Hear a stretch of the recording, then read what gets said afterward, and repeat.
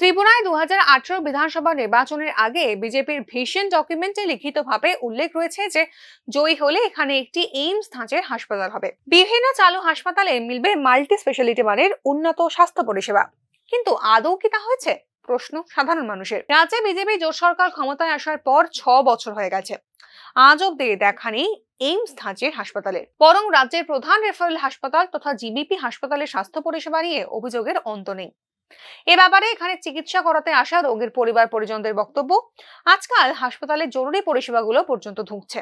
কখনো ঘন্টার পর ঘন্টা কেটে গেলেও দেখা মিলছে না বিশেষজ্ঞ চিকিৎসকদের। বেশিরভাগ ক্ষেত্রে এই সদ্য পাশ করে আসা জুনিয়র ডাক্তারদের দিয়ে ঠিকা কাজ যেন চালানো হয়। এ নিয়ে ইতিমধ্যেই বিভিন্ন রাজনৈতিক দল কিংবা সংগঠনের তরফে হাসপাতাল কর্তৃপক্ষ কিংবা স্বাস্থ্য দপ্তরের দৃষ্টি আকর্ষণ করা হয়েছে, কিন্তু পরিষেবার উন্নয়নে এতটুকু পরিবর্তন দেখা যায়নি।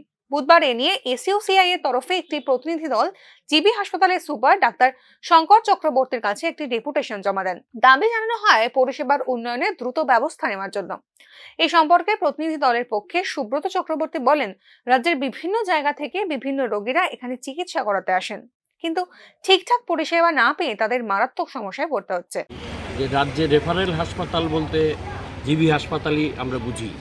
সারা ত্রিপুরা রাজ্য থেকেই বিপন্ন রোগীরা এই হাসপাতালেই আসে রোগ মুক্তির জন্য, কিন্তু দেখা যাচ্ছে যে জরুরি পরিষেবাগুলো পর্যন্ত এই হাসপাতালে পাওয়া যাচ্ছে না।